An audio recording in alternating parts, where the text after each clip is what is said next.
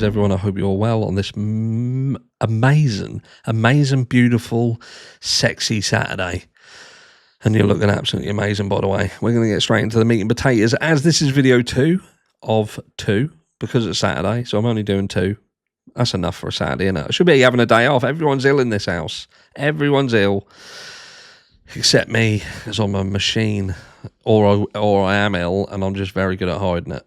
But anyway, that's by the by. Let's get straight into it, because we're talking about the similarities, right, between the Liam Payne situation and the Jay Slater situation, right? Because at the very heart of it, these two cases are pretty much identical.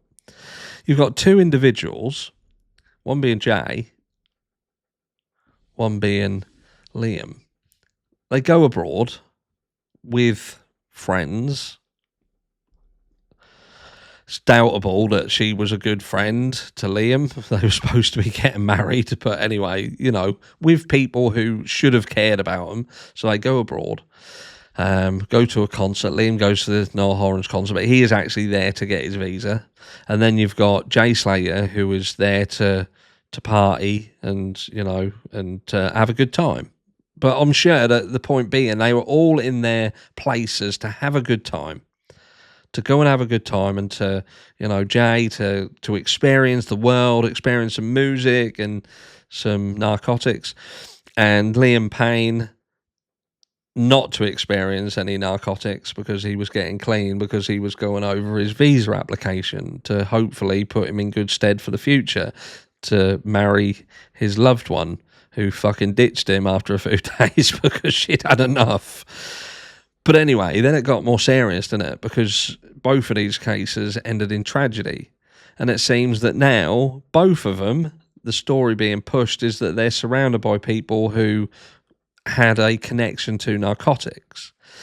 Liam Payne, some kind of VIP narcotics syndicate, potentially involved in the hotel and taxis being sent to get packages. But yet, we have a room that seemingly looks like a scene from fucking Trainspotting, yet Liam Payne, the latest information back from the toxicology, would suggest that he didn't really have a great deal in his system at all, and certainly not enough to explain the absolute fucking nature of what we're being told, that he was smashing shit up and in the foyer and having to be carried out and all this. It just doesn't go hand in hand. So this new release on the toxicology is problematic in the story, but we'll stick a pin in it, because then you have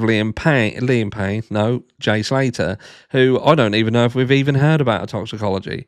Was a toxicology even effective because of the sheer amount of time that Jay had spent out in that ravine?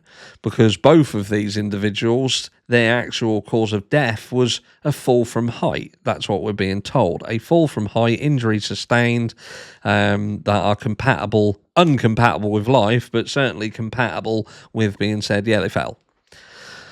But both of them fall, and nobody really sees it, and none of it really makes sense. None of it makes sense whatsoever.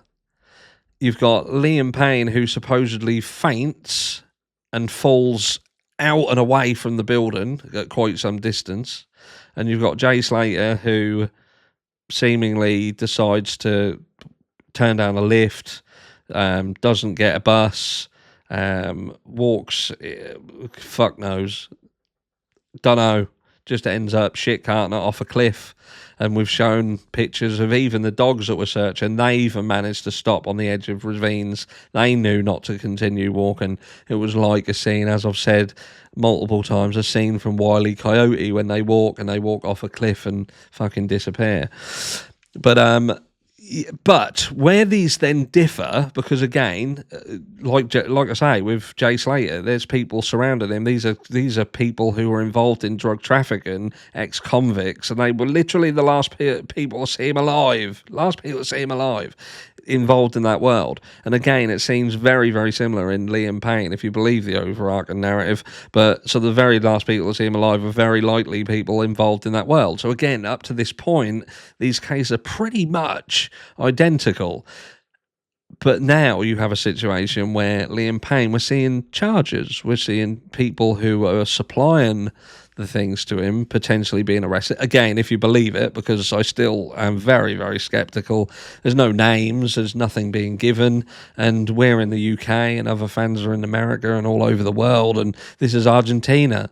So we're not really being given anything. Are we just being appeased without the I's being dotted and the T's being crossed?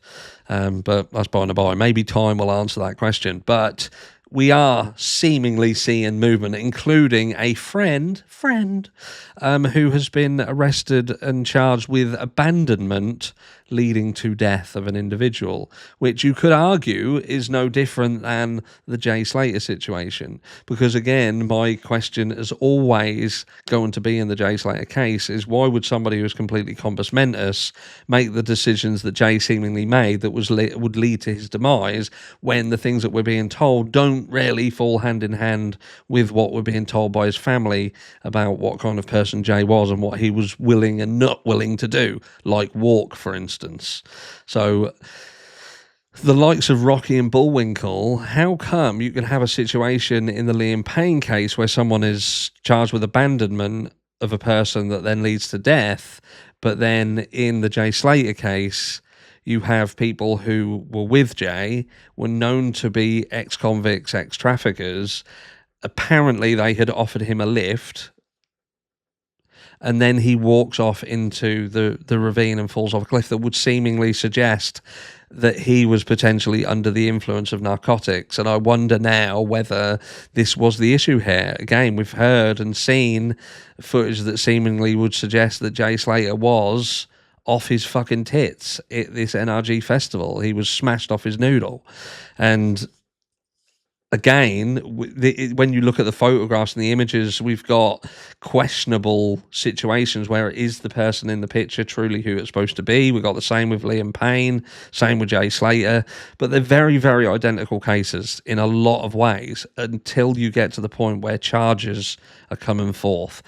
And I just wonder, and maybe you guys can let me know down below, why do you think it is that there is nobody who is being charged in the Jay Slater case? Why is nobody being held accountable? Why is nobody being questioned when there seems to be a lot of evidence that would suggest that Jay Slater was with friends? He seemingly got into a situation with narcotics and out of his depth, and that would lead to him making decisions that would then lead to his death, because they're no different.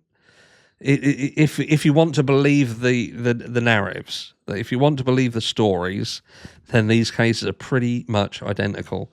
And you have to ask, so is that the difference between people who are not famous and they are famous? Or is it that we're seeing, because Liam Payne is famous, we're seeing it play out differently, again, for public being appeased, hoping that that will stop people from digging because they feel that this has been dealt with? And is that perhaps the entire point, that they are trying to make it look like they're doing things in the Liam Payne case to shut people down, to stop them digging, whereas they know that realistically no one really cared about Jay Slater? It was just about being caring about and wrapped up in the drama that surrounded that case, not necessarily the individual themselves. And people can lie all they want. They can say, oh no, we care. They don't. They care about drama. They care about fucking... There are some that care, but the bigger picture is people don't care. They care about the story. They care about being entertained. But let me know down below what you think. What do you think of these two cases and the differences and the similarities? Have a beautiful, beautiful Saturday. Do something good today, and I'll catch you all live tomorrow.